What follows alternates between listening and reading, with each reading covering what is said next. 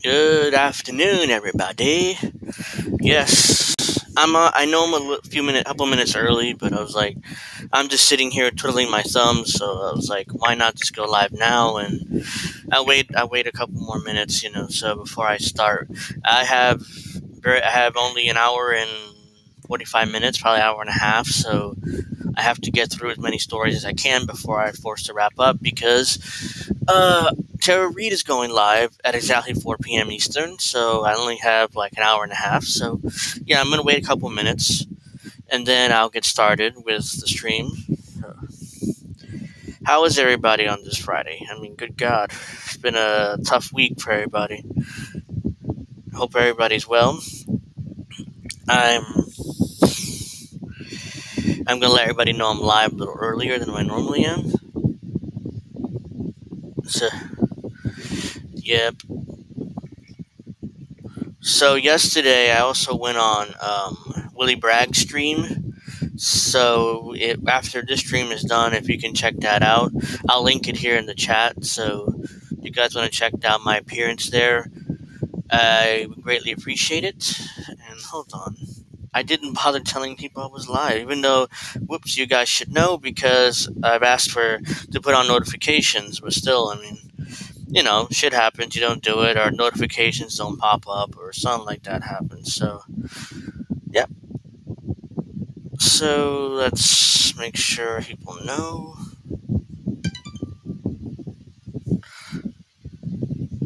Live now, a little early, I know.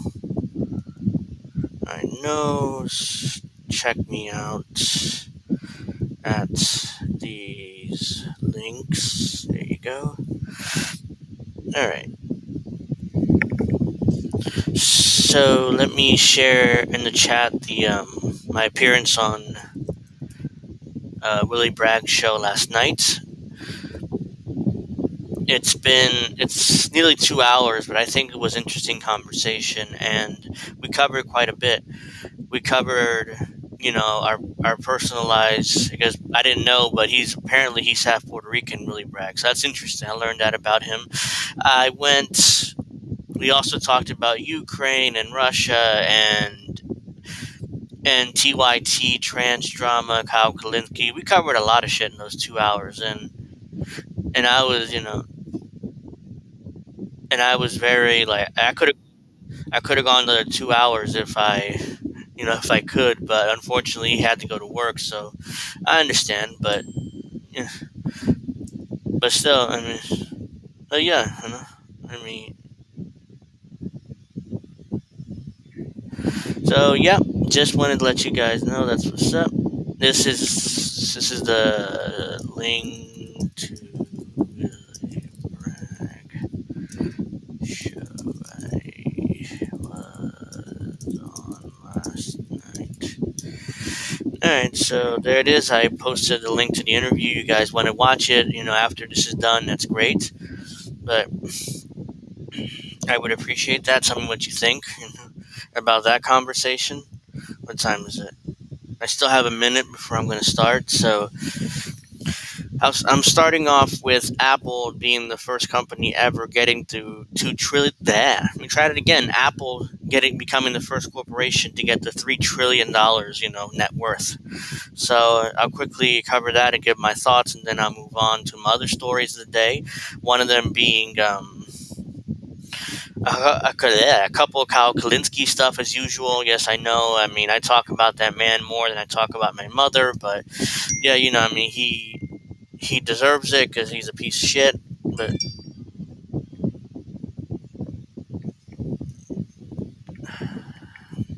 he's a piece of shit scumbag, so yeah, he deserves it.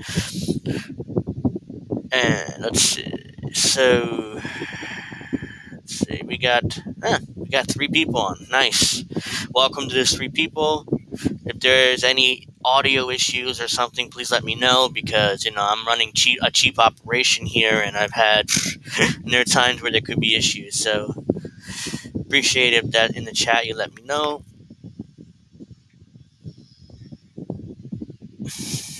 And we'll get started here in a minute. So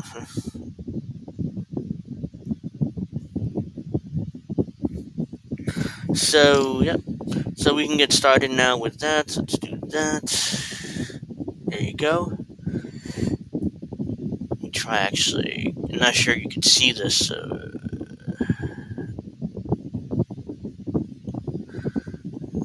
It's still kind of small. Let me get rid of this.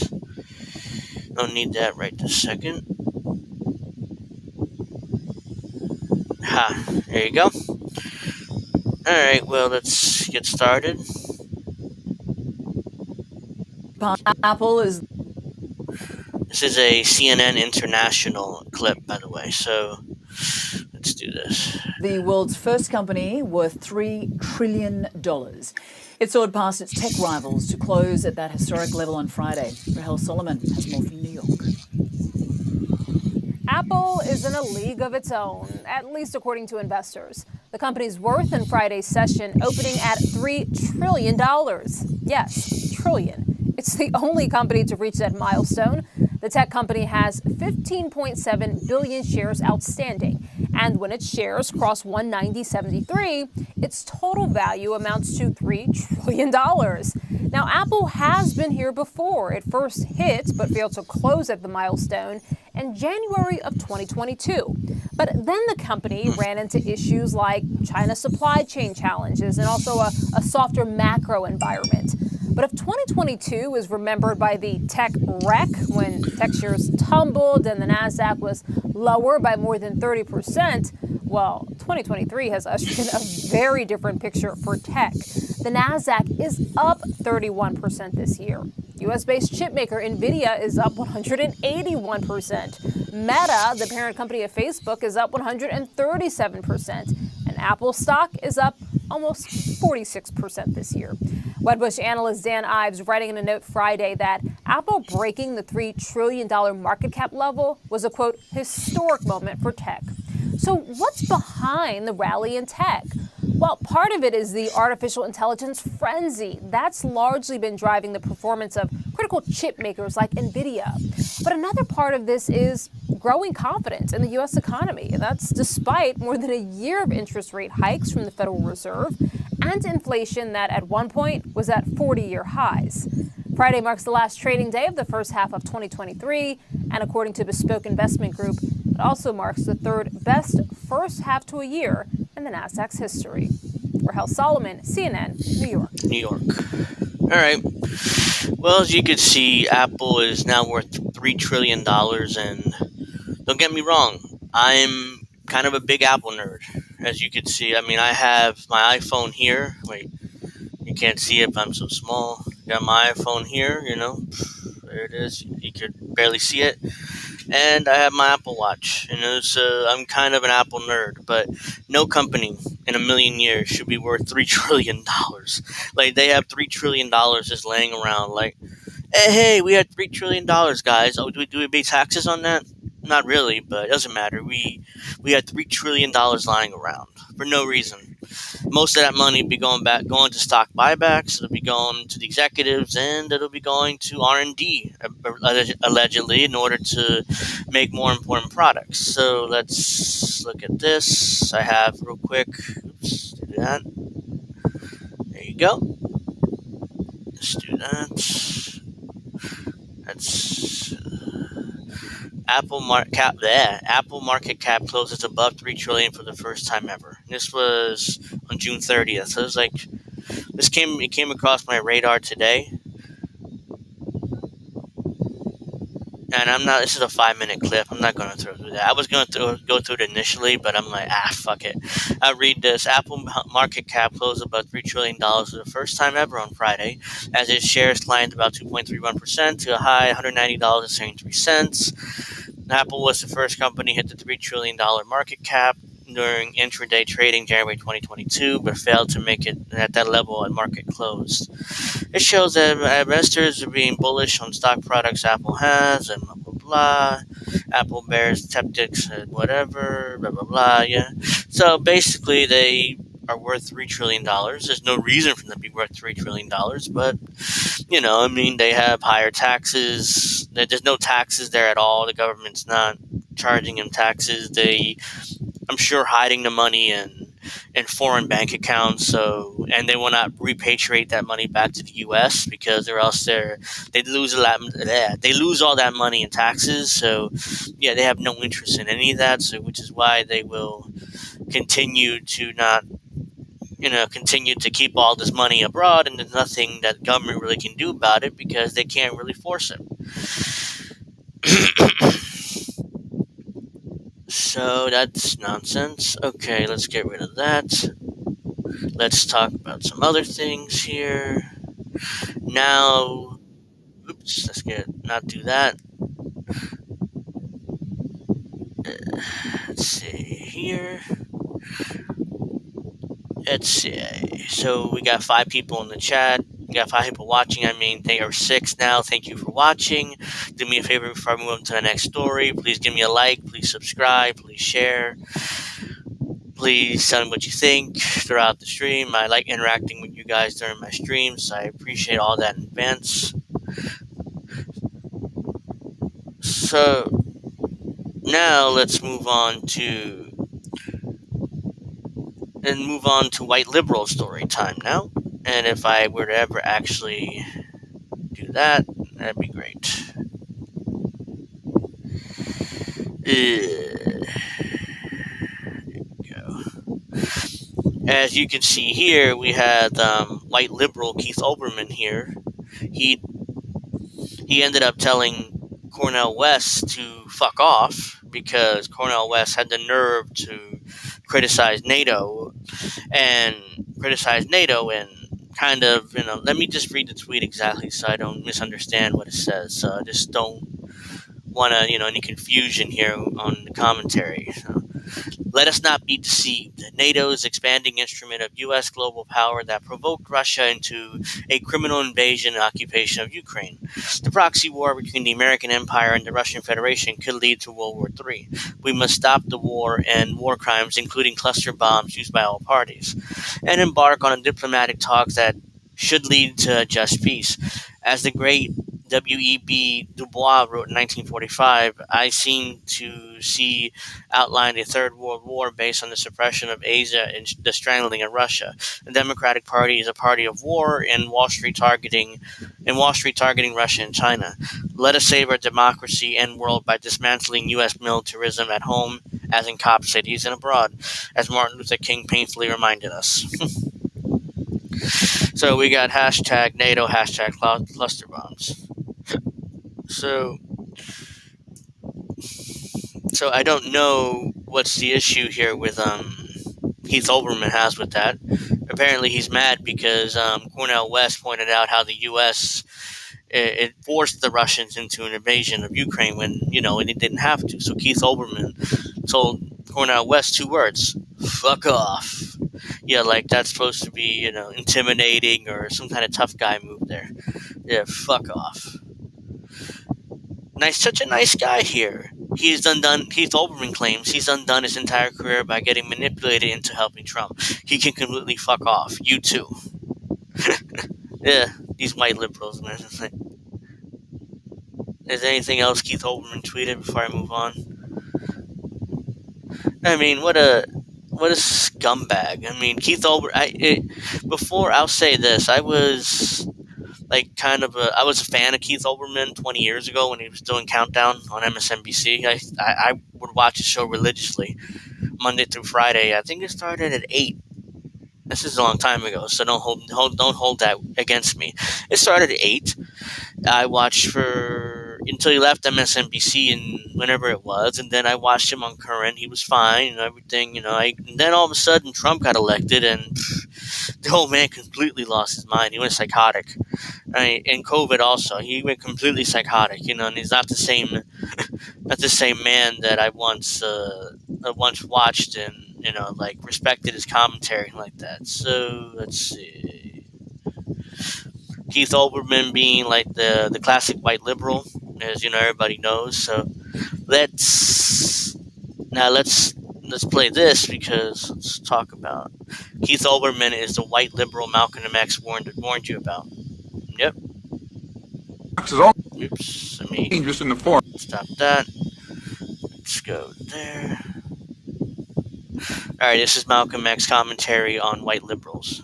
There are many whites who are trying to solve the problem, but you never see them going under the label of liberals. That white person that you see calling himself a liberal is the most dangerous thing in the entire Western Hemisphere. He's the most deceitful. He's like a fox, and a fox is always more dangerous in the forest than the wolf. You can see the wolf coming. You know what he's up to, but the fox will fool you. He comes at you with his mouth shaped in such a way that even though you see his teeth, you think he's smiling. You take him for a friend. Yep, that's Keith Olbermann right there. That's the definition of. Oops, that's like the definition of Keith Olbermann right there. You know, like the white man, the white liberal that doesn't really give a damn. He's just there just to. Yeah, I fucked up. He's just a white man that's there, you know, he doesn't really care. He's just pretending, you know, and being like some kind of, let me see anything else. Why does Keith Olbermann love war and hate black people so much? Good question. He tweets at Keith Olbermann, I'm voting for Dr. Cornel West in 24. Zabby says, witness Keith Olbermann's disrespect for Cornel West. It's the same disrespect he had for black female college player. Keith is the white moderate MLK warned you about. When black people get in line, don't get in line, he loses it. He's still on the plantation.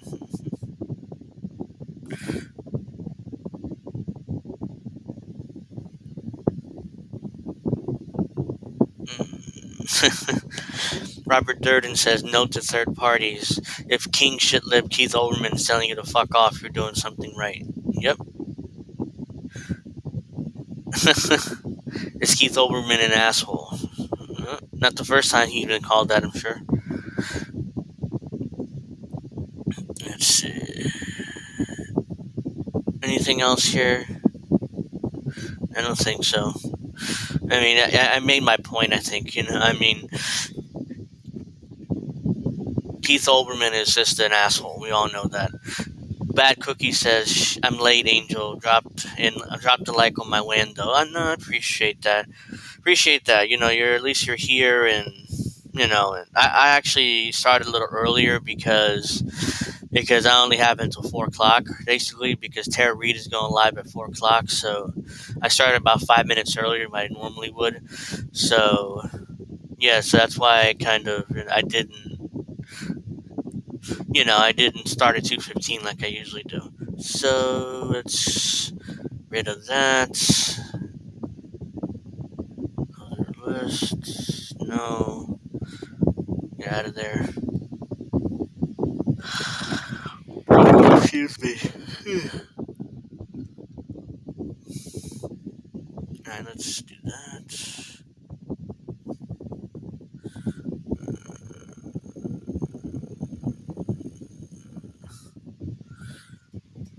Why am I missing? Hold on.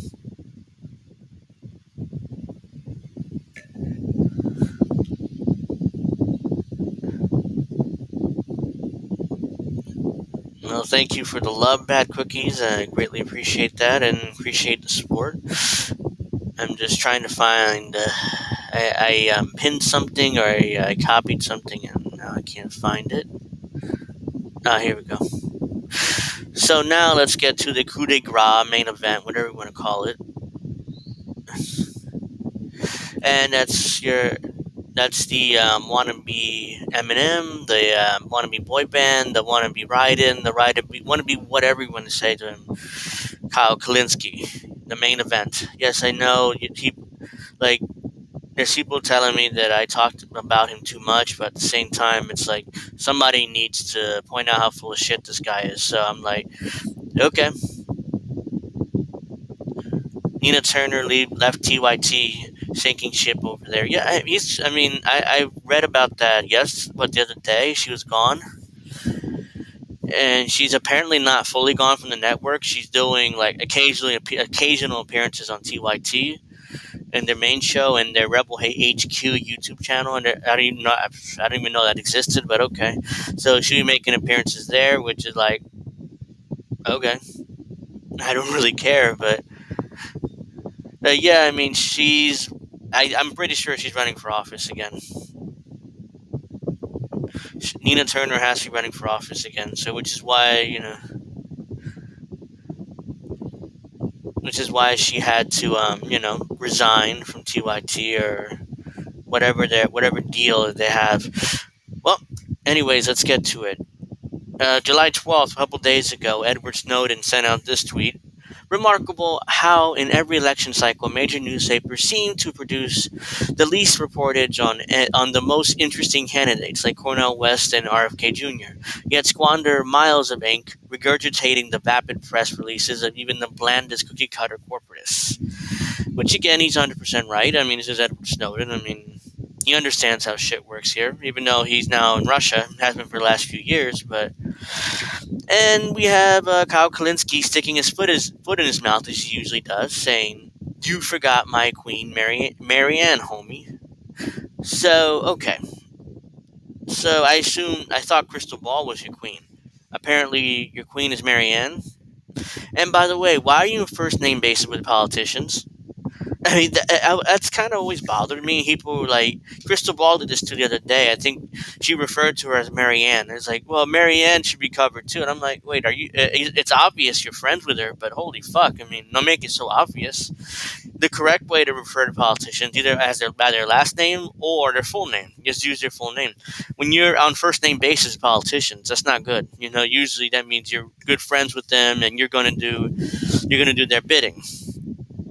Kyle's pushing that Marianne Williamson grift hard. He still is. I mean, you can see it here, and I think Edward Snowden responds to Kyle. Hold on. Yep, he responds to Kyle, actually. He takes the time to respond to Kyle and owns him. Did he ratio him? Let me see. Yep, he definitely ratioed him. Look, he had 508 likes to Edward Snowden's 537 likes, so he definitely ratioed his ass. Wasn't as by much as I thought it would be, but it's still ratio. This is exactly the problem I'm talking about. She's a fascinating voice, and I'm not sure I've seen her name in a single headline in this cycle. Granted, as a parent, I read a lot less news these days, but come on, it feels like a concerted effort to suppress novel perspectives. So, there you go. Got ratioed. Address them as Mr. or Mrs. You should never be on first-term basis with elected officials. Yeah, and thank you for that. Thank you. I mean, I know, but that's why it's always bothered me when people do that. Not even corporate media does that. They even though they're all friends, but then not even they are dumb enough to say, "Hey, welcome to the show, Joe. Thank you for coming on, Joe," referring to Joe Biden. They usually call them President Biden or President Joe Biden, so it's never "Welcome to the show, Joe. I greatly appreciate you coming on." It's very rarely. I've not seen that from corporate media much. So again, I could be wrong on that, but I've not seen it. Even corporate media is like kind of smart enough not to make it so obvious that that they are just all of a sudden just these hacks. It's like Marianne, I love Marianne. Crystal Ball referred to her Marianne a couple days ago. Now Kyle Kulinski does in this tweet from yesterday. So yeah, so don't make it blatantly obvious you're friends with her.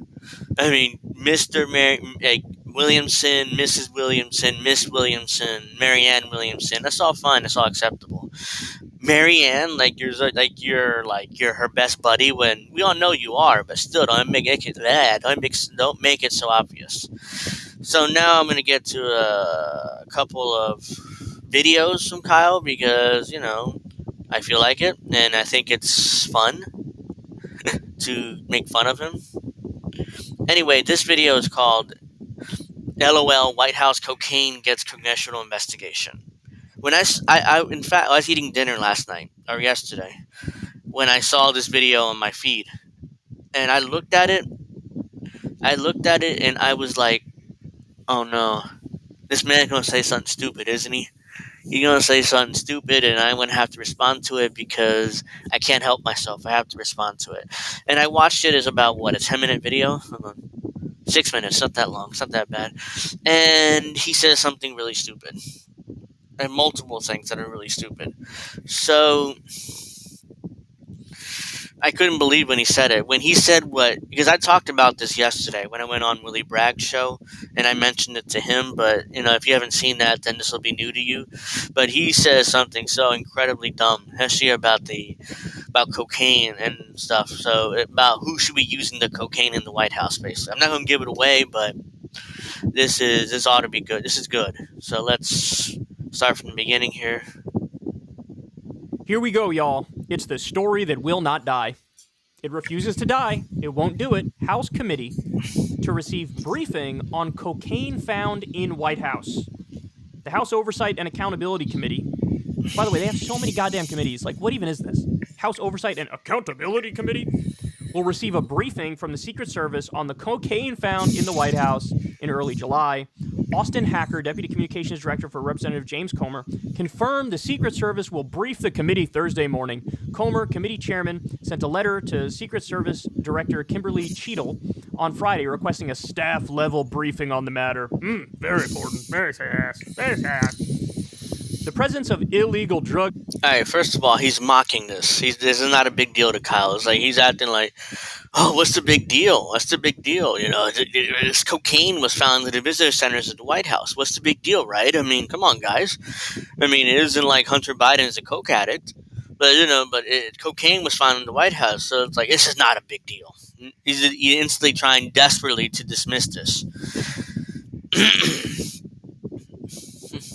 Drugs in the White House. But it gets better. Trust me, this gets better. I was going to cover this initially, but I was going to cover another video, which I'm still going to cover, but I'm trying to get to this one as quickly as I can. House is an unacceptable and shameful moment in the White House's history, Comer said in a letter. The Secret Service is supposed to wrap up its investigation into the incident early this week, according to CNN. The cocaine was found earlier this month in a lobby area of the West Wing off the West Executive Avenue entrance in an area where individuals deposit electronics and personal items prior to entering, according to a spokesperson for the Secret Service. So, I've seen contradictory stuff on this, but I've seen a lot of articles that claim basically it was in an area where visitors go.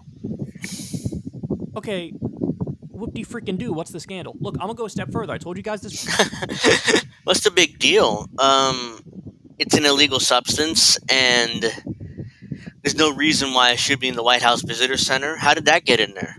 Usually, I've never been to the White House, but I'm assuming the way it works is you go in, there's like metal detectors, and there's like these X-ray things you walk through where they see your balls and stuff, and you see everything. You're butt ass naked in there. Like when at the airports, you have to walk through, do this, and go back, and they see everything. They fucking see everything, including your balls and your ass. Trust me. Hopefully your penis is pretty big, but if not, you're gonna be like this, and you're gonna see everything. You'll see everything. I assume you would see that too. So you go through those machines. Then I assume they pat you down, and they do all this other stuff. Make sure you don't have any guns or illegal drugs on you. And past that is the visitor center where you put your phone in and you put your keys in there and stuff. And apparently somehow the cocaine got through all that and then ended up in the White House Visitor Center. So there's something strange going on there. How did that cocaine get in there is an interesting question. But of course, Kyle's trying to poo-poo it and basically shove it away because, it's the Biden administration. If this happened when Trump was president, I guarantee you this man would be like, Donald Trump Jr., coke addict. Obviously it was his cocaine, right? I mean, come on. I mean, we got to do something about this. This is outrageous. So let's keep going. This before, I'm going to say it again. I wouldn't care if it was Hunter Biden doing it, or Joe Biden doing it, or his chief of staff doing it. I don't... Well, that's a lie, because I guarantee you, he's a hack, so I guarantee you if this happened in the Trump White House, he would care. Care? You want to know why? Because I understand how drugs work. And this drug in particular, cocaine, is a massive... Are you a doctor, Kyle? Are you a doctor? Like, are you like a medical expert? Is like, I understand how these drugs work. Trust me. Have you done cocaine before? I don't think you have. I mean, you don't seem the type to have lines of cocaine, Tony Montana style, like. I don't think you ever done that before. I mean, you look kind of like a nerdy little white guy, and I don't think you even seen cocaine. So trust me, you don't know what you don't even know what you're talking about there. But let's keep going. Massive upper. You know what's going to make you do if you're working in the White House? It's going to make you work your ass off and work really efficiently. Really? Now, it's true, later on in the day, when the high wears... Wait, really? So cocaine, you do a bunch of cocaine and you work harder? Is that really... That's not true. Yes, I mean, you're like this. Like, you're kind of like this. Like, hey, let's do it. You go crazy. I mean, there's a high in there, too. But the difference is, you don't want to work usually when you do cocaine. You want to go crazy and go party and go have sex. And trust me, the sex is good with cocaine. I mean, trust me. So, yeah, I mean, that's my experience, at least, the couple of times that I've done it. But it's like... yeah, I mean, Bad Cookie says, well, you're a wired. You can get more work done. Sure, you can, but that's not my experience with it. At least a few times I've done it. It's like I'm looking around trying to figure out who to have sex with. That was all my only interest with cocaine. But all right, let's keep going with Kyle has to stay here. Wears off, you're gonna crash. You're gonna feel a little miserable. You're gonna want to sleep. But when you're riding that high, you're going to be the most productive president or the most productive person working in the White House of all time. Yes, like, we're going to have to go back to James Garfield or Van Buren to find somebody who maybe outworked you, right? Guys, that's what this drug... James Garfield and Van Buren, those are not good presidents. I mean, those were kind of mediocre or middle-of-the-road presidents, so I don't know what he's referring to there. Unless those presidents were famous for doing cocaine, even though cocaine wasn't something really around in that days. Nose candy makes you randy. It rhymes and it does, too, so... All right. Drug does. Listen, Adderall is basically legal cocaine. Now, you can argue about the dosage and just how high you get, etc., but it is basically legal cocaine. But we all know Trump is on a massive upper Sudafed, and I never hit him for that. In fact, I said I get it, right? I understand. We all know Don Jr. sniffs enough cocaine to kill an elephant. I don't care. I don't hit him over that. How do you know Don Jr. is on cocaine? I mean, he keeps saying that. He keeps asserting that like it's fact, but he doesn't. There's really no evidence that I've seen that Don Jr. does a bunch of cocaine, Tony Montana style. I mean, that's what Kyle. This is not the first time I've heard him allege that. There's plenty of times he's alleged this. All right, let's keep going. That's his business. This stuff should be legal anyway. Now, look, the real problem is all the hypocrisy. Right, Trump and Don Jr. doing the uppers. Hunter Biden's been a crackhead for however long. And it's like, okay, well, maybe we should change the laws where we're not locking up poor people and people of color if they're doing that substance. That's the problem, is that Joe Biden was a massive drug warrior, right? And now either somebody in his White House was using it or I don't think he would use it, but I wish he would, right? But change the laws, make it more fair. Don't lock people up. Don't put them in a cage because they change their consciousness slightly by doing a substance. That's called freedom. That's called, like, basic freedom stuff. So I'm going to go step... All right, that's a great point, Bad Cookies. Hold on. Even if Don Jr. did a bunch of cocaine, he never left it at the White House to be on the news. Yep. That's absolutely true. I mean, there was never an incident during the Trump administration where cocaine was found in the visitor's lodge at the White House. I mean, we're not talking about marijuana. Marijuana is like, okay, I mean, fine. We're talking about cocaine. Now, when Kyle says, cocaine is basically Adderall, he's not 100% wrong there, to be honest. I mean, if I had to be fair to him, because ultimately, cocaine is an upper, just like an Adderall. I take Adderall quite regularly, so which is why I try not to take it for show days, because I end up doing this. Hey guys, how you doing today? We'll talk about this. I end up doing that, which is why I try not to take it end up spitting all over the screen and end up just sounding like this, So I try not to take it for show days. Sometimes I do because I'm so sleepy, but today I'm fine, so I don't really need to take it. But But here's the thing: the difference between Adderall and cocaine is cocaine can be cut with anything. Cocaine can be cut with you know, what's that painkiller? It's a drug that fentanyl. It can be cut with fentanyl. It can be cut with a bunch of stuff which are dangerous, which is more likely. And yeah, so that's why I was like, that's why baking soda. Yeah, that's why it's illegal. Not necessarily because of the actual drug itself, but the way it's cut can be really dangerous. Do I agree with Kyle that these drugs should be legalized? Yes, he's actually right about that. I'm much more libertarian on that, because if you legalize, tax, and regulate, you can get your cocaine at your local. I don't know, your local pharmacy, and make the lines of it to do that, and it's basically Adderall. But if it's cut safely, as long as it's like beer or liquor, when you have the moonshine, which I've drank plenty of times, moonshine made at your house in the basement with fermenting apples and stuff. My stepdad used to do that, and one day he's like, "Oh, here, drink this." I'm like, "What's this?" He's like, "Oh, it's moonshine." He's like, "Oh, okay." And I did that, and it was like, holy fuck. And I was used to drinking liquor. I would drink strong liquor. That was like, whoa. I instantly was like, holy shit. I was instantly, after just that much moonshine, instantly drunk. It was like, holy fuck, I'll never do that again. Bad Cookie says, you can actually find cocaine at pharmacies and hospitals. You can find cocaine at pharmacies and hospitals. Cocaine is used to treating certain kinds of tumors, I remember correctly. I didn't know that. That's interesting. Yeah, moonshine is almost as bad as clear ever. My eyes cried. My throat was on fire. It was like, shit. Then I started taking it more, and it turned out I ended up being able to drink it fine eventually, which was like, damn. That's how used to it I got. But let's see a little bit more here. Steph, I'm going to keep going further. I'm just not going to stop. I'm going to keep going further. Look, I think every president should do cocaine. What? You want to soften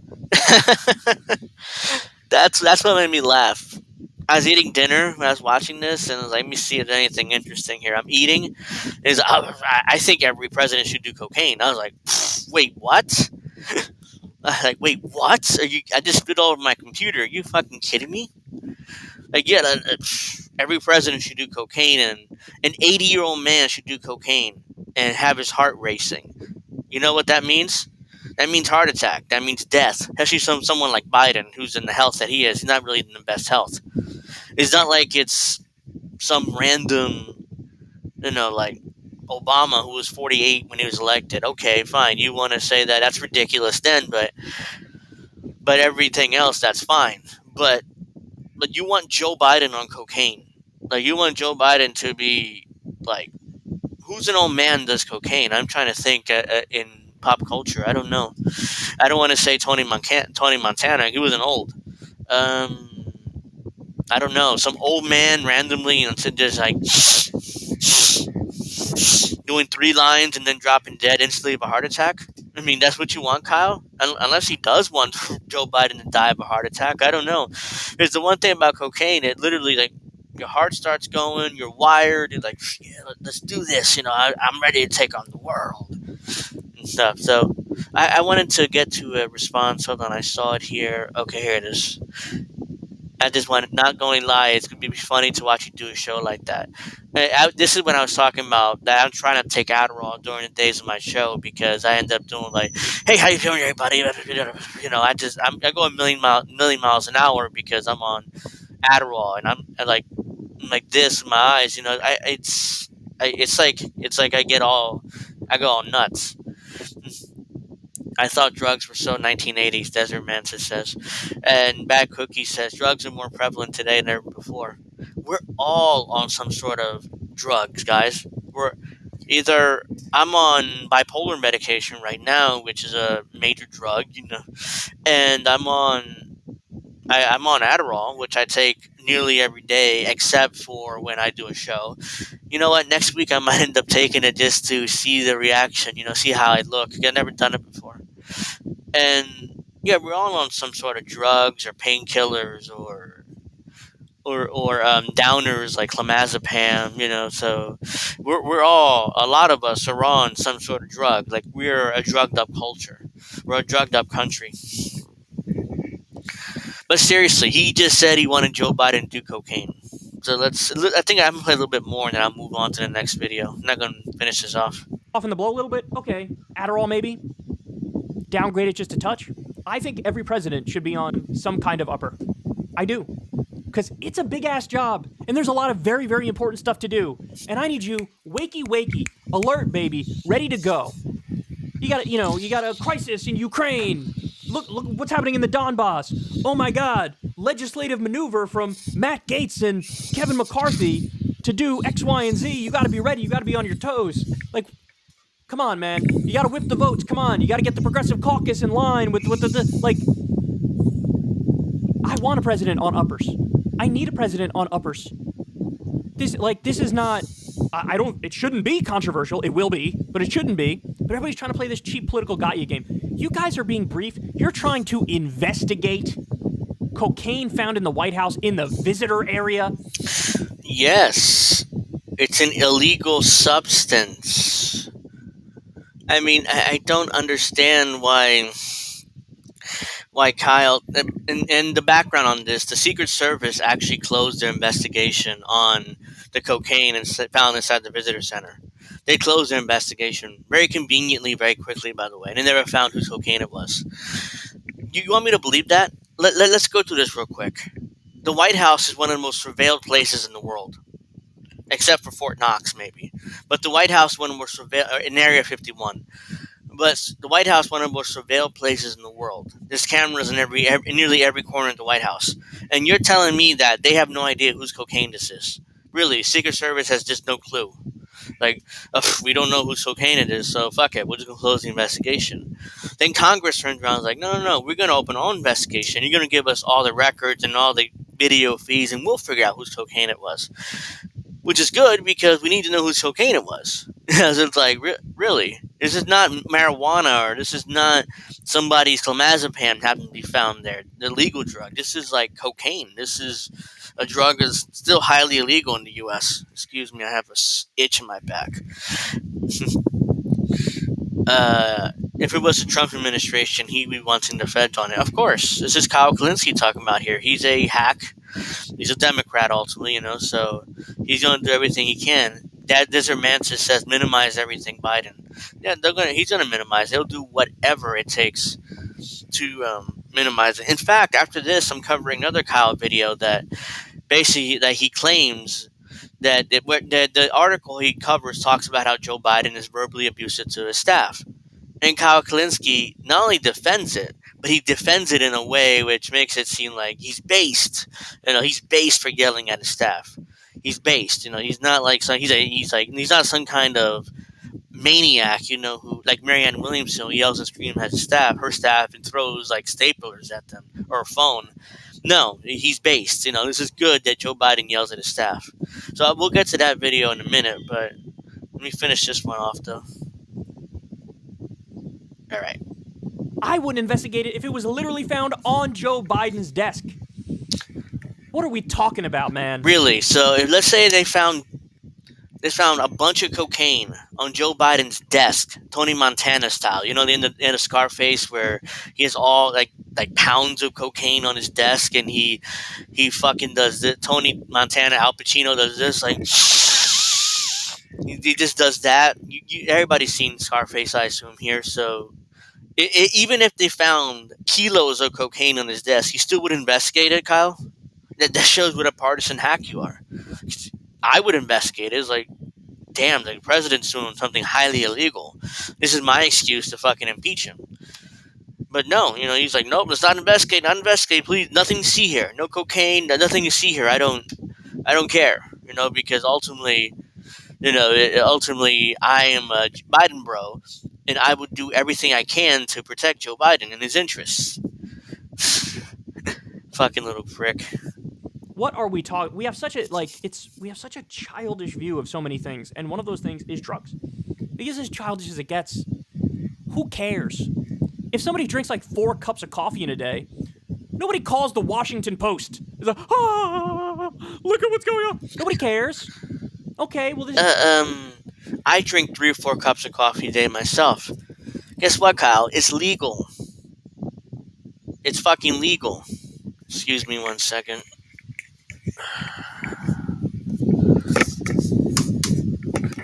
Alright. Sorry about that. Had to kill some kind of insect here. Of course, living in the projects, that's what you have to deal with, so... But yeah, here's the thing. Coffee is perfectly legal. I drink like 2 or 3 cups a day myself.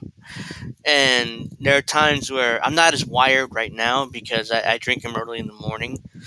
But yeah, that's not an issue. I mean, cocaine is an issue, as of now. So unless you legalize cocaine, then that's different. But right now, it's a major issue that cocaine was found in the White House.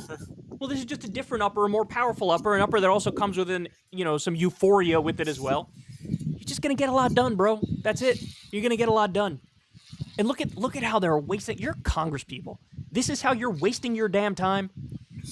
You should be working on a bill to decriminalize cocaine instead of we're gonna get to the bottom of this.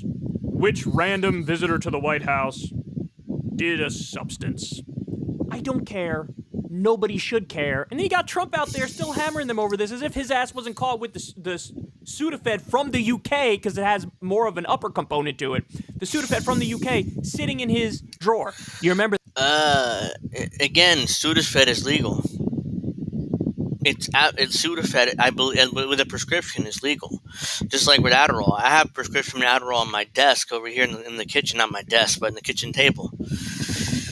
I have like the extended release Adderall. So if I wanted to, I could open it up, put it on the table, and snort it. I don't do it because it's an instant high, and I'm like, what the man, what do I do today? Like that. I don't snort the Adderall. Be clear, I put it in my mouth and drink it, but you could do that if I wanted to. Open it up, like put it on my table and just snort it.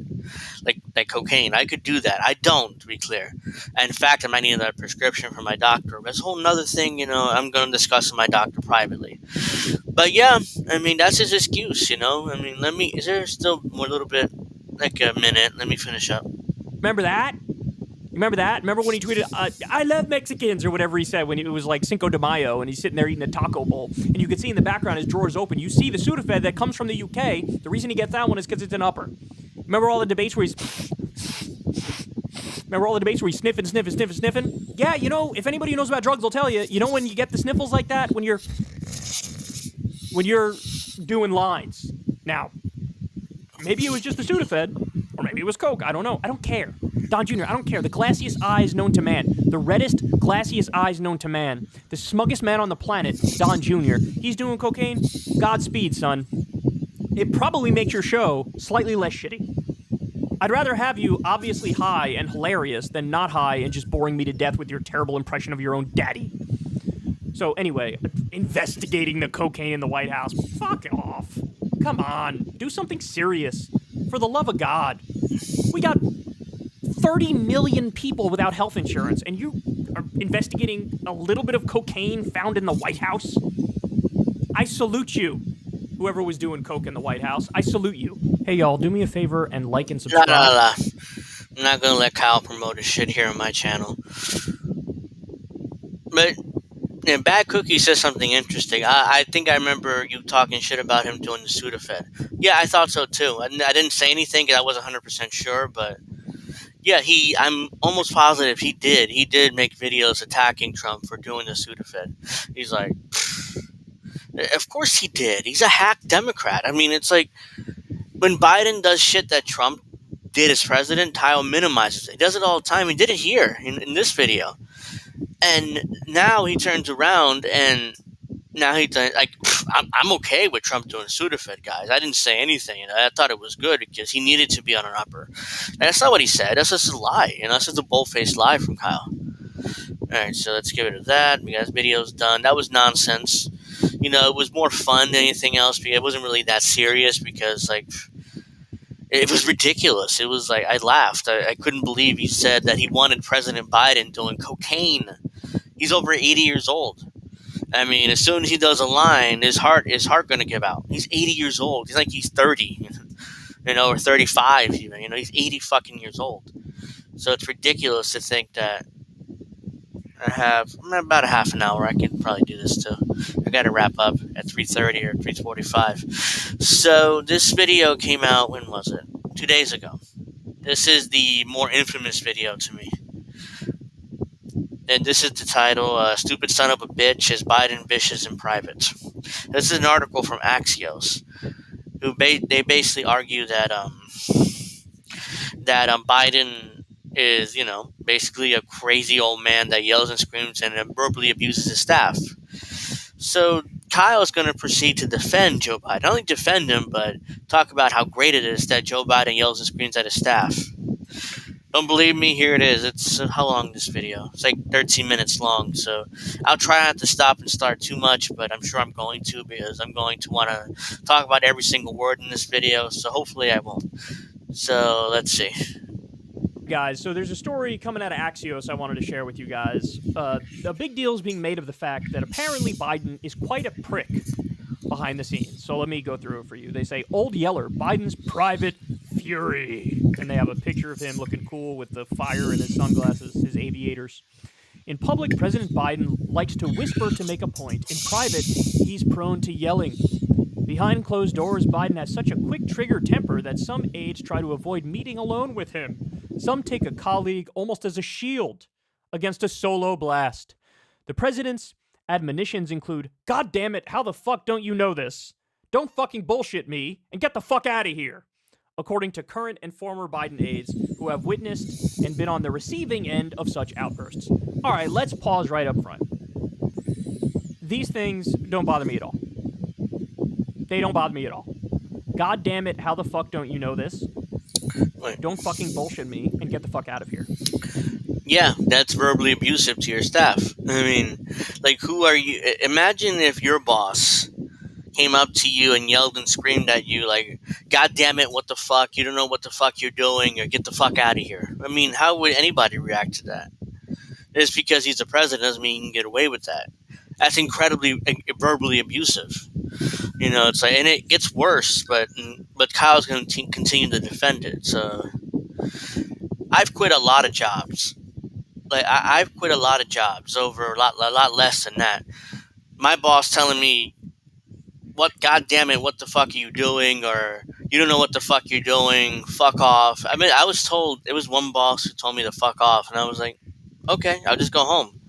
Like, I didn't want you to go home. It's like, no, I'm going home. You told me to fuck off, right? Where am I going to go? So I'm just going to go home. I walked home. I went home. They called me back the next day, like, you coming in? It's like, no, my boss told me to fuck off, so I'm going to stay here. I'm looking at a job. Oh, no, look at a job. Wait, we're sorry. Please come back. And I was like, okay, I'll come back, but I want more money. It's like, oh, well, you can't do that. It's like, oh, sure you can. Your fucking prick dude told me to fuck off. So I was like, I want more money. I want extra $2 an hour. It's like, okay. It was like, okay, you're in. This is like 20 years ago, though, when the job market's easier to get a job and stuff. Today is next to impossible.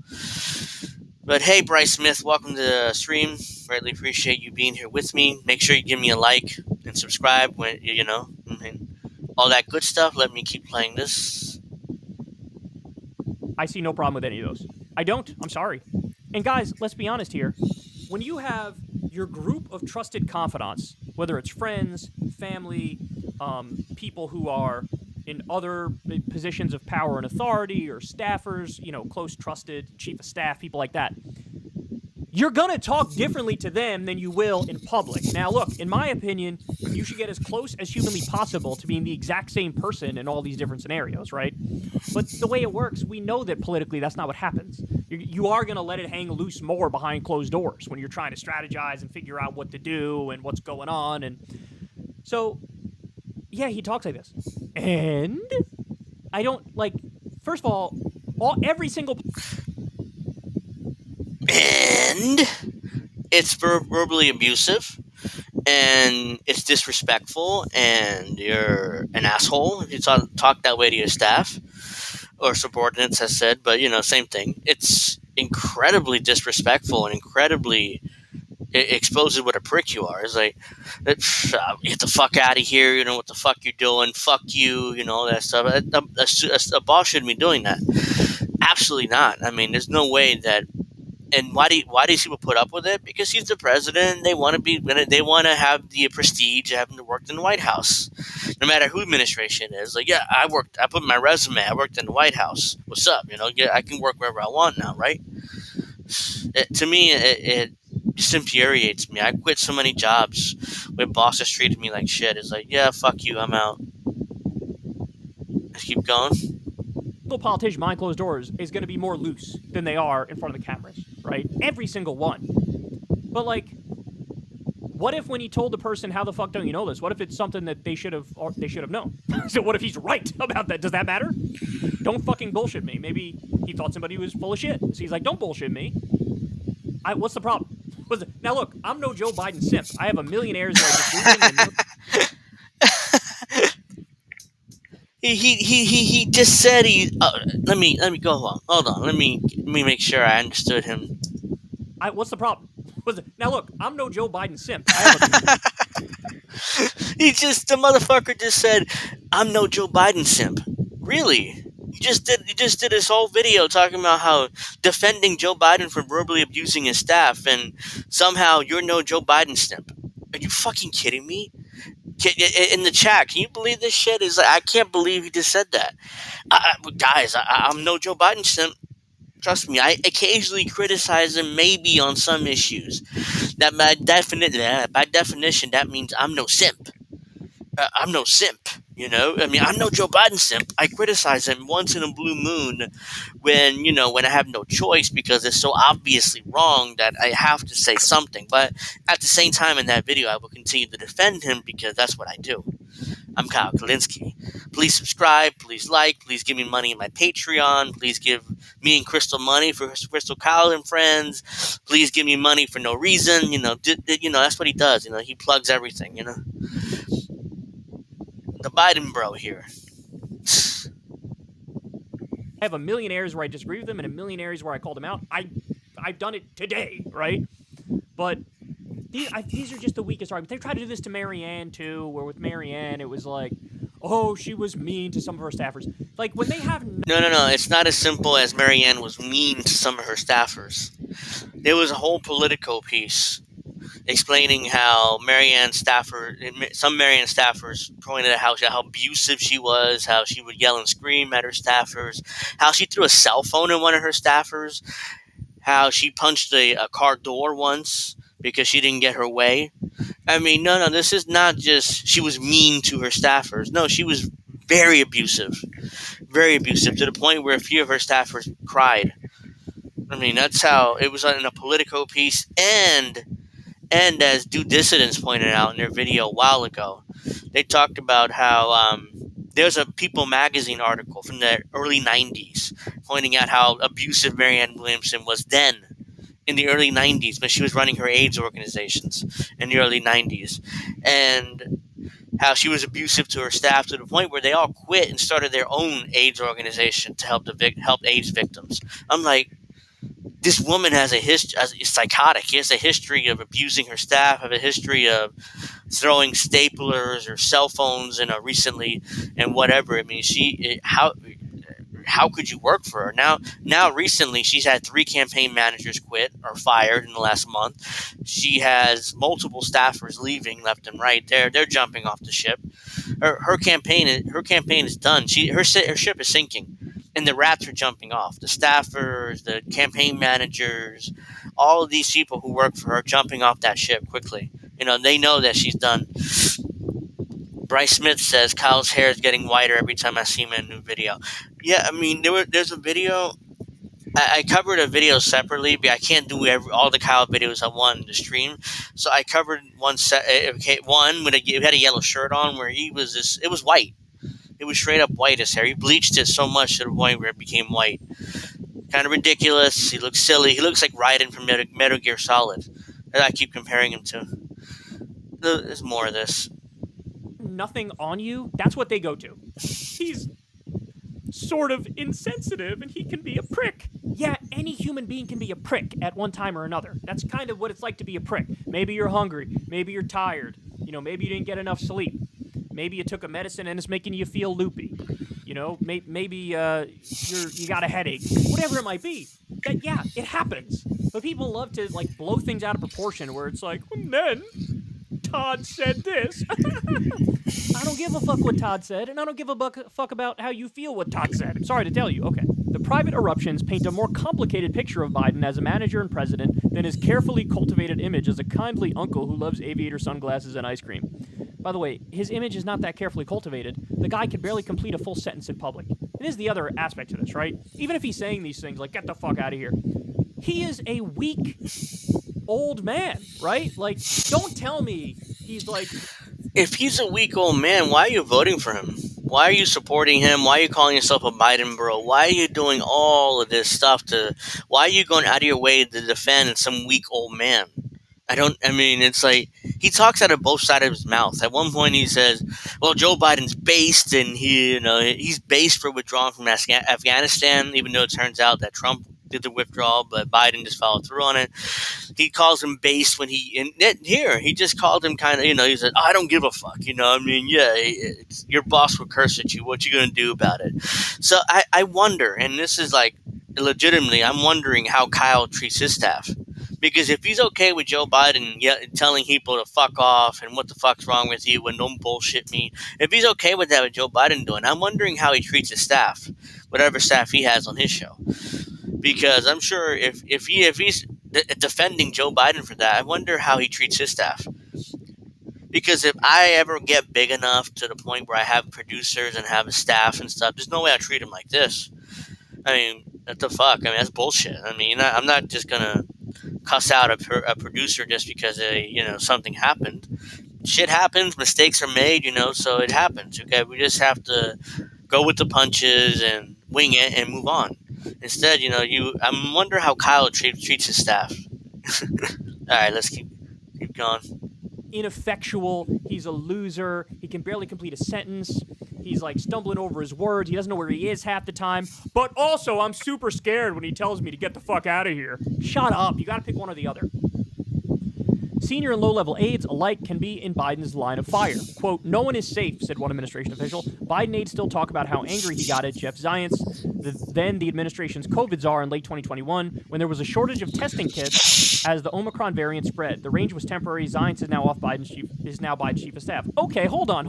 First of all, Jeff Zients is a prick. All right. Biden gets mad at random dude number one here because there wasn't enough testing kits for Omicron. And I'm like, yeah, I don't give a shit about Omicron. It was at that point, you know what? I shouldn't even bring it up because I don't want to take the risk of YouTube dropping the hammer on my ass. But let me respond to Bad Cookie says, I want to know who's the one telling him his hair look good like that. Is it Crystal or just surrounded by a bunch of yes men? I don't know. It's good speculation. It could be Crystal or it could be because at this point, if you look at his hair, it's white. It's not even it's not even blonde. It's bleached white. Like he looks like a 60-year-old old man. And it's bright too, which is weird. Could it be Crystal? Maybe. Could it be could people around him who are honest with him? Sure. Could be that too. I don't know.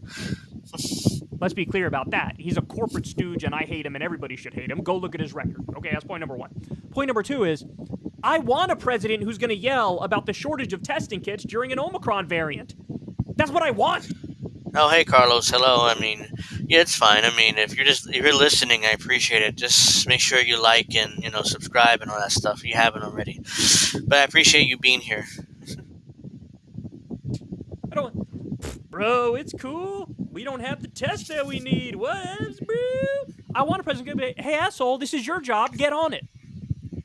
God, they're making me defend him even more now. And by the way, the guy was so hurt by it that he eventually became Biden's chief of staff and gladly accepted. Piss off. A spokesperson for Zients told Axios, I'm not going to speak... Time out. Yeah, he became Biden's chief of staff. It was a promotion. And with him, with these Washington creatures, they love those promotions. So, yeah, even though Biden verbally abused him for no reason, but, yeah, he's going to take that chief of staff position because it's more prestige. And he could put in his resume, oh, yeah, I was chief of staff under President Biden, guys. Now, and when Biden leaves office and I leave, chief of staff role, now you can give me a better consulting job. You can give me a better lobbying job. You can, give me a shit ton of money to continue working, as a lobbyist or consultant or both. That's what it's all about. That's Washington game 101. And Kyle acts like, if he was so hurt, why did he accept the job as chief of staff? Because of the money. Not now as chief of staff, but when he leaves office. When Biden leaves office, or if he, decides to resign and leave the White House, he's going to get paid. He's going to get paid by corporations and by lobbying firms. That's how this shit works. Kyle hates someone. That's a great joke. Alright, so let's try to finish this up soon. To what internal convos may or may not happen between Jeff and the president. The White House declined to comment. There's no question that the Biden temper is for real. It may not be as volcanic as Bill Clinton's, but it's definitely here. I didn't even know Bill Clinton had a temper. Neither did I, but I was a kid during the Clinton administration, so I don't know whether he's famous for having a temper or not. Maybe if somebody's older in the chat, they can tell me whether he was famous for having a temper or not. So I don't know about that, though. Said some author of some shitty book. Whipple's book quotes... Author of some shitty book. Did he read the book? Nope. What was it?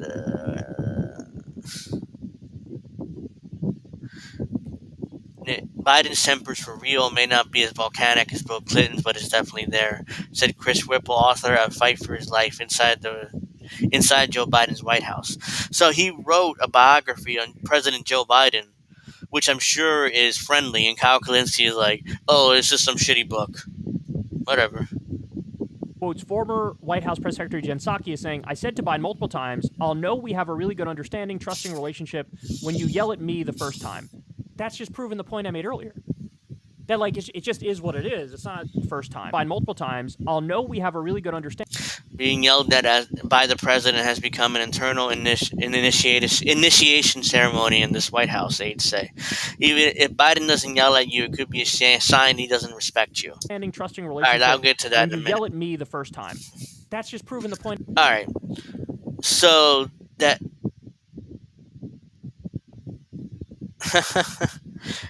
But what was I going to say? Yeah.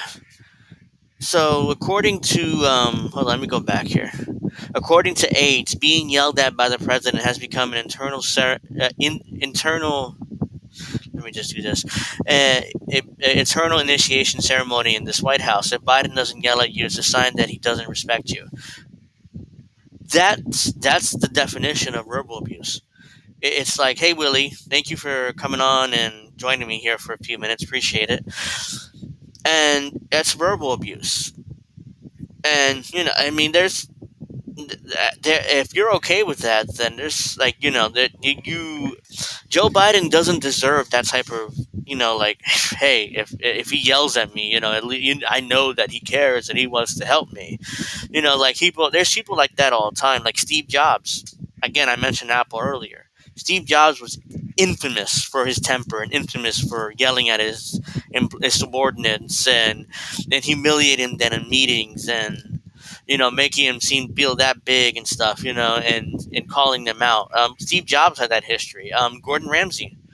Again, Chef Gordon Ramsay. If you watch his shows, you know that man will humiliate and embarrass and yell and scream at his chefs and make him feel that big when they even fuck up slightly. So people like that, at least with those people, I wouldn't be able to work for them, but at least with those people, they have some sort of, if you work for them, you could eventually get up and make a lot of money or eventually, do something. With Joe Biden, it's like, really? You're sucking up, you're dealing with this weak president yelling and screaming at you like he's some kind of dictator. It's like, I wouldn't deal with it. I wouldn't deal with it with Gordon Ramsay or Steve Jobs, but at least, they have some sort of cachet, they're able to get away with this stuff. But Joe Biden is like, if I was in his White House and he yelled at me once, it's like, oh, fuck you, old man, I'm leaving. And I'll go viral on Twitter because, I had the nerve to say, fuck you, Joe Biden's in the White House. So it would have made me more famous. Or at least give me my 15 minutes of fame. But nonetheless, I think you guys get the point. All right, it's a few more minutes here. We have a really good understanding, trusting relationship. When you yell at me the first time, that's just proving the point I made earlier. That, like, it just is what it is. It's not scary. It's not like he's going to punch you. It's that he's trying to get stuff done, and sometimes he can be an ass. She's like, I'll like it when you yell at me because I know we're close enough at that point. Whipple notes, Psaki wouldn't have to wait long. Biden's temper comes in the form of angry interrogations rather than erratic tantrums. He'll grill aides on topics until it's clear they don't know the answer to a question. Okay, maybe you should know the answer to the question then. A routine that... Again, that's something, that's something you can handle without... I kind of spaced out there. What did you say? The answer to a question. He would grill aides on topics until he clearly doesn't know the answer to the question. You know who did that too? It's Steve Jobs. He was famous for that too. If you were unprepared for a meeting, he would do that to you. Again, Joe Biden isn't prepared either. I guarantee you that old man doesn't know what the fuck's going on most of the time. So I'm not even sure that's even true. Joe Biden can barely function. In fact, I think it might have been yesterday, where he went to visit King Charles in Britain, and he walked around like this, like an old man would usually do, and even King Charles is like, the fuck's wrong with this guy? Over here, Mr. Over here, President, over here. And he had to direct them over to where they're supposed to go. Biden's like this, in front of some British military guy, like he was like this, with his weapon. Biden's like, where the fuck am I supposed to go? What? Oh, this way? Okay, I didn't know. Okay, so he literally had to grab him in order to walk. That Joe Biden is meticulous and knows what the hell's going on? Bullshit. That's what I call. Bryce Smith said, notice how he never goes into detail of what Joe Biden has actually done. No substance. No, there's nothing. It's just, let me defend Joe Biden for, his erratic tantrums for no reason. Mm-hmm. Jordan Deck, welcome. I've never seen you before. Thank you for joining me. Please like and subscribe. Definitely not erratic tantrums. Mush brains. Joe definitely doesn't have dementia. Willie Bragg, my buddy, says Joe Biden is a doting old fool with the charisma of a bowl of room temperature oatmeal on a cloudy day. Yep. He's and somehow, according to this article, they claim. Let's see. He'll grill aides on topics until clear doesn't know the answer to their question. A routine that some see as meticulous and others call stump the chump or stump the dummy. He's not meticulous. This is an old man that can barely function, and somehow, allegedly, he's meticulous. All right, let's keep going. Okay, maybe you should know the answer to the question then. A routine that some see as meticulous and others call stump the chump or stump the dummy. Being yelled at by the president has become an internal initiation ceremony in this White House, aides say. If Biden doesn't yell at you, it could be a sign he doesn't respect you. Ted Kaufman, Biden's longtime chief of staff when the future president represented Delaware in the Senate, told Axios... Wait a minute. There's a cut there, isn't there? If Biden doesn't yell at you, it could be a sign he doesn't respect you. There's a cut there. I wonder what he said there during that cut. It was like, I just noticed that cut. It's like, wait, it's a cut there. Why did he cut that out? Jordan, I normally just lurk around these parts like the show. Oh, thank you. I appreciate it. I mean, you don't have to lurk if you don't want. Every once in a while you could say something. But I appreciate the lurking because it helps. As long as you like and subscribe, that's all I care about. So I appreciate you being here and actually putting in a chat for me. Ted Kaufman, Biden's longtime chief of staff when the future president represented Delaware in the Senate, told Axios that Biden's process is policy-driven and has made him a strong executive. I'm sorry, what? What did he say? Axios that Biden's process is policy-driven and has made him a strong executive. Joe Biden is not policy-driven at all. I guarantee you, if you get in the room with Joe Biden, he's not going to be able to tell you shit about any policy, either domestic or foreign. Like, are you kidding me? Ted Kaufman is chief of staff and he was a senator. Like, Biden, he's policy driven. That's what he cares about. Policy, he doesn't, he's not, that's like Bernie Sanders' talking point. It's like, oh, he's policy driven. He doesn't really care about the politics. Such bullshit. Jordan Deck says, I'm normally at work, so okay. If you're at work, that's fine. I understand. I'm not trying to get you in trouble or anything, but I appreciate you putting on the show. Oh, he's policy driven. Whatever policy the MI7 it tells him to say. Yeah, that's he's not in charge, so that's obvious. If there is something that's not in the brief, he's going to find it, he said. It's not to embarrass people. It's because he wants to get to the right decision. Again, he doesn't read those briefs. I'm sure if he's president, he's not reading those briefs. It's like Trump. Trump had to have like a 2 or 3 page brief in order to, and with pictures in order to get through his briefs. Biden is clearly in the beginning stages of dementia at the very least. I don't know how he's reading 20, 30 page briefs every day from the CIA and from the NSA and all these agencies. That's not a thing that Biden's going to do. I guarantee you right now. Most people who have worked for him like the fact that he challenges them and gets them to a better decision. So why are we even talking about this? Some Biden aides argue that the president's rages reflect his high expectations for his staff. Speaking Biden... Or it could be an old man that is going through dementia, which one of the symptoms is irritable rage and yelling and screaming. But no, it's, he expects, the assumption the media has, like, well, he cares about his staff and he wants the best out of them.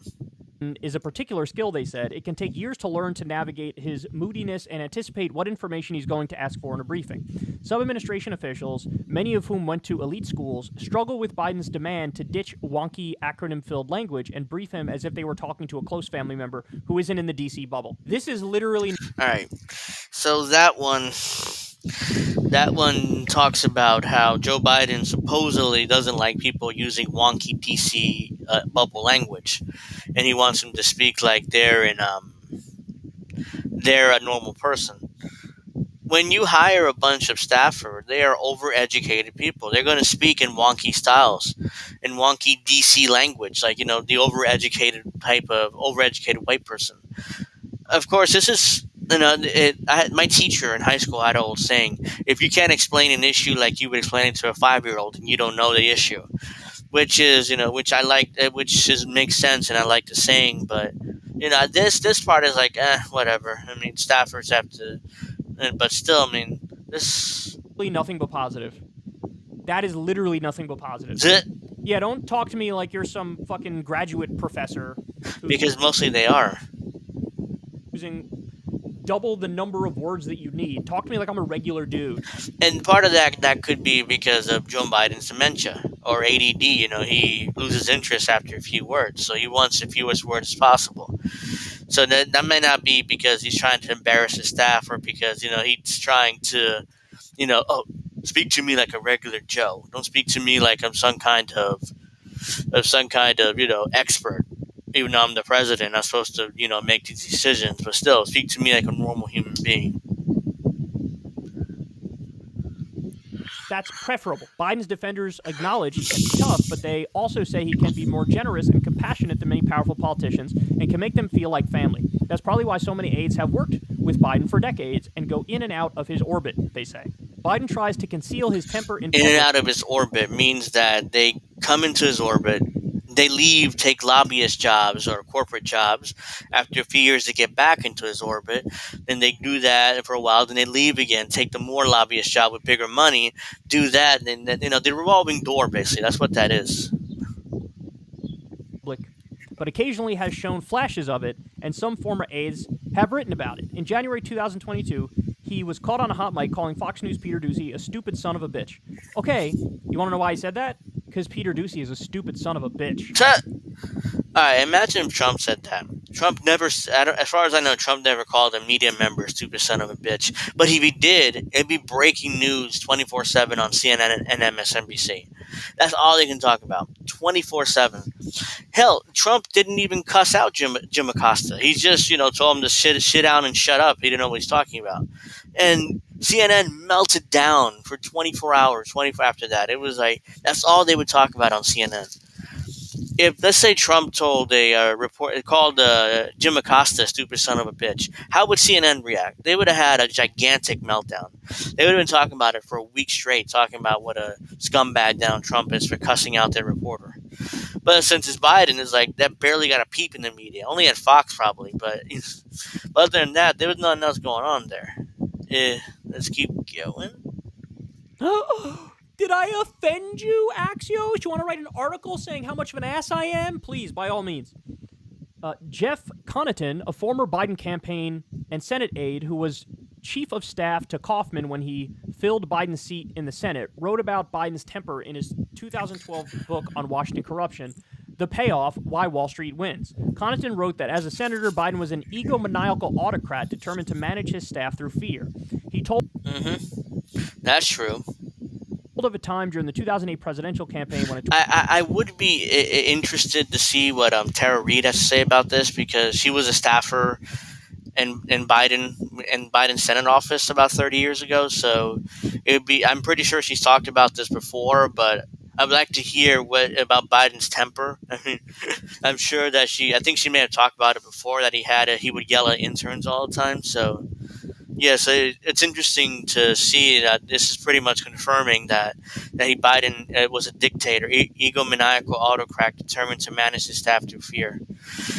Willie Bragg says, if Trump did call someone a stupid son of a bitch, it would be funny. Trump sucks, but he provided a comedy show. Yeah, I mean, apparently Biden accidentally said it during a hot mic moment, but still, if Trump did that to Jim Acosta, there would have been a meltdown in corporate media for at least a week. That's all they'd be talking about. When a 23-year-old fundraising staffer got into the car with Biden. Okay, Senator, time to do some fundraising calls, the aide said. Biden responded by looking at him and snapping, get the fuck out of the car. If you interpret this as anything but based, you are off. So you got a little shit getting into your car, 23-year-old fundraising staffer. Okay, Senator, time to do some fundraising calls. And he said, get the fuck out of the car. I would say the same shit. I don't want to do... Yeah, here's the thing, Kyle. He's running for president. And fundraising is a very important part of running for president. So there was no reason for Biden to tell this random kid to get the fuck out of the car. But of course, Kyle Kulinski finds a way to defend Biden because, he's a Biden bro, ultimately. He kisses Joe Biden's ass, and this is his way he found to do it.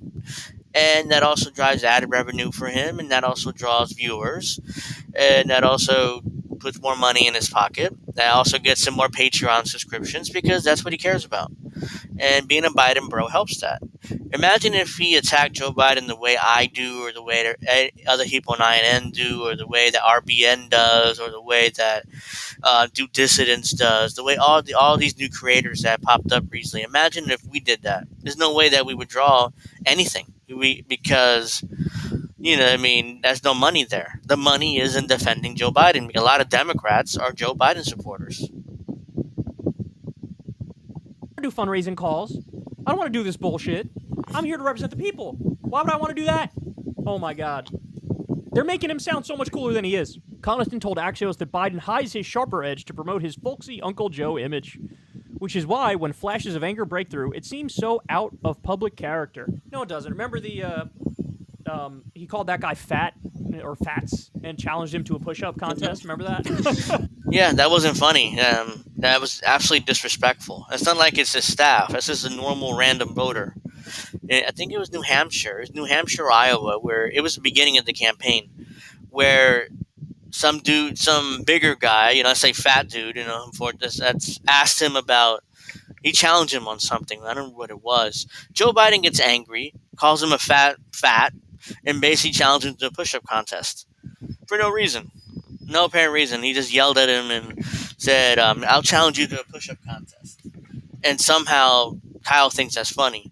Not only, there's another incident where I think a union worker, he's still running for president, a union worker called him out on something, and he said, "Fuck you, you're full of bull, you're bull, what was it? It was fuck off, you're full of shit," or something like that, to a union worker, expecting this union worker to somehow vote for him, even though he said, "Fuck you, you don't know what you're talking about." So it's like, really, dude? But that's okay. Kyle will laugh his ass off at that because he's not a union guy. Ultimately, he's not an everyday working American. He's a multimillionaire YouTuber running his mouth, being in administration, reading the administration's talking points, and embarrassing himself. Willie Bragg says, "Imagine if Kyle attacked Biden even the way he attacked Obama when he's president too." Yeah, that's a good point. He went after Obama a lot more stronger than he is after Biden. Kyle's going downhill fast. Yeah, he is. Again, I mean, I think he's, and look at the smug smile on his face. That's not funny at all. He's a lion, dog face, pony soldier, or whatever it was. Yeah, he gets like that from time to time. It's funny. It's actually more relatable than most other times with him, okay? So, God, people are so sensitive. I hate so many people involved in politics, man. Oh my God, they're so sensitive. It's so like, no, my fifis 24/7. Nobody cares. I want somebody who's going to get stuff done, right? The problem with Biden is his ideology. The problem with Biden is he's an incrementalist. He's a moderate Democrat. That's the problem with Biden. The problem is not like, oh my God, sometimes he yells. That makes him more relatable, if anything else. Like I was reading the story the other day about Ron DeSantis, and they were trying to, build the argument like, oh, he's got no charisma, nobody likes him, all that stuff, which that stuff is true, right? But in the article, they point out, like, he went on a flight with some asshole, and they were like, he basically said, like, 2 words, said, like, hey, then he sat on the flight and, like, kind of minded his business, and his wife had to talk to the person who was with them the whole time. And I don't give a fuck about DeSantis. It's the hair dye. Willie Bragg says, could be. I mean, it's white. His hair is literally white. Like, he bleached it too much to the point where it's like, it's ridiculously white. Stephanie says, "Thanks for watching for us. I can't stomach his show anymore." The only reason why I do it is because, somebody needs to really dig in and explain why he's full of shit. And I feel like I have to do it because I was such a big fan of his when I was younger, and I'm still kind of embarrassed by that. So it was like, I have to do this. And I end up basically telling myself, oh, this week I won't talk about Kyle. And of course, I find there's something he says or does where I have to talk about him, and he brings me back into talking about him. So yeah, so he's full of, so that's what happened. That's why I keep bringing him up, even though it's not something I really desire to do. But his videos end up on my timeline. I click on him. He says something stupid. I have to cover it. So that's really why I end up talking about him nearly every week. Willie Bragg says Biden is a Republican from the 80s. Oh, definitely. He was a senator since, 1972? He worked with white supremacists. He worked with Ku Klux Klan members. So, yeah. So that's standard for him. All right, so it's not 3 minutes. I think I have time before I finish up. They were pointing this out to be like, what an introvert, what an idiot, what a dummy. And I'm like, that's the most relatable thing I've ever heard Ron DeSantis ever do. Really? So him sitting on a plane, meekly sitting there doing nothing, while his wife is talking to potential supporters? No, that's not good. That's, he should be the one talking, and he's running for president. Not his wife. So that's not exactly a relatable thing. Like, I mind my business too when I'm in public. I'm not trying to talk to everybody around me. Yeah, because you're not a politician. You're not running for office. You're just some random YouTuber that nobody knows who the fuck you are. Outside the political YouTube, excuse me, nobody knows who the fuck you are. It's like if Kyle walks in New York City, if a few people know who he is, I'd be surprised. I mean, when you have 1 million subscribers on YouTube, let's say, and you go outside, nobody knows who you are, that must be very humbling. Because you think, oh, I got this gigantic YouTube channel, I got 1 million subscribers, people know who I am, I walk out in the street, oh, nobody knows who the fuck I am. Yeah, because I cover politics, it's a niche YouTube channel. Most people have no interest in politics. But I'm pretty sure Kyle's had that experience where he walks out of New York City or wherever he lives now, and nobody knows who the fuck he is. Which would be, but he has to be humbled. Kyle really has to be humbled. Me and get into like, hey, how are the grandkids? I don't give a fuck about the grandkids. I'm sorry, it's true, right? So I was like, that's super relatable. I feel the same way about this story. I hate Ron DeSantis. I hate Joe Biden, although I hate him less than... No, you love Joe Biden. You don't hate him, dude. Stop lying. He's saying he hates Joe Biden, but he doesn't hate Joe Biden because he finds every little way to defend him. I hate Ron DeSantis. That's obvious. But this is nothing, man. Get over it. Again, you can't push the narrative, which is plain as day, right? That he's not all with it. He's kind of sundowning. He struggles to follow along, struggles to complete full sentences, is sort of like meek and doesn't know where he is half the time. That can't be true. And then also, oh my God, we get scared of him when he raises his voice. No. Which I'm sure, what the reality of the situation is, I'm sure, is sort of a mix of all those things. All right, enough of that. I have to wrap up soon anyways, but I'll give my final thoughts. You would be bad. Cookie says you would be alarmed at how many little people really want to be involved in politics. Yeah, of course. I'm alarmed by it all the time. It's like, no, I mean, I don't want to really be. I don't want to be a part of politics either. But I feel like I have no choice because nobody. I mean, there's honestly, if you think about how many Hispanic voices there are on this space, there's not many. There's me. There's Lucy, Blue Moon Red Wine. There's Cafecito Break, which I found out about recently. That they're sisters and they're awesome. I subscribed to their channel, so I just subscribed to their Rumble. They got kicked off of YouTube. They got multiple strikes, so it's like. But those are only three I can think of off the top of my head. So I'm like, okay, so I'm gonna get involved. Yeah, she's from Argentina, Lucy. Yeah, she's Hispanic. And technically, David Pacman's Hispanic too. He's from his parents from Argentina too. So that's something new that I learned recently from Lucy. I'm like, really? He's Argentinian? He looks like a rich white dude from New York. But okay. Fiorella. She's from Peru. Her family. So yeah, she's Hispanic. It's not that many. I mean, there's ultimately you can count them on one hand or two hands. You can count. What about Midwestern Marcus Carlos? Yeah, he would be too. I mean, again, it's not. And Willie Bragg too. Honestly, he's half Puerto Rican, so technically you can find. You can find. You can put Willie Bragg in there too, my buddy. He's half Puerto Rican.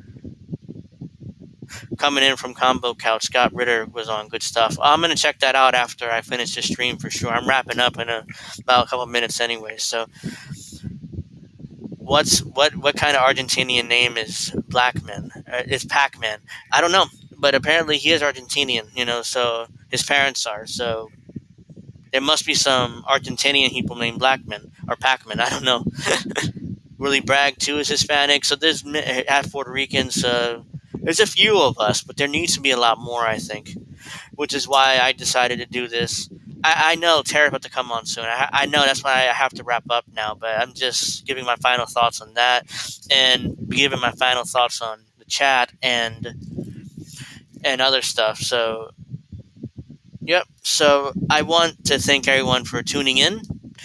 Next week, I'm going to possibly start a little earlier so I can give myself some more time because I would like to go another half an hour, maybe 45 minutes, but I know I can.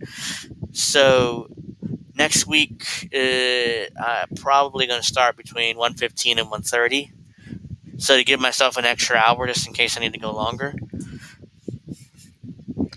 And I'm also going to be maybe getting some guests coming on the show soon. So look forward to that too. Tara's broadcasting from Moscow. Yes, that's why in Moscow time it's like 10 o'clock. So she's coming on in 15 minutes, so I have to wrap up soon. But yeah, she's broadcasting from Moscow. She's gonna have Fiorella as a guest. In fact, we were just talking about Fiorella, so that's gonna be our guest in like 15 minutes. So I have to wrap up here and give them the give them the floor. I'll definitely be watching that. So hopefully you guys are able to watch it too. And And I want to thank everybody very much for watching. Make sure you like the video or the stream. Make sure you subscribe if you haven't already. Make sure you click the notification bell. Make sure you do all that good stuff to help out the channel, help me out too. And I want to thank everyone for watching, and I'll see you guys next Friday. Hopefully hopefully earlier than 2 o'clock, 2:15, we'll see.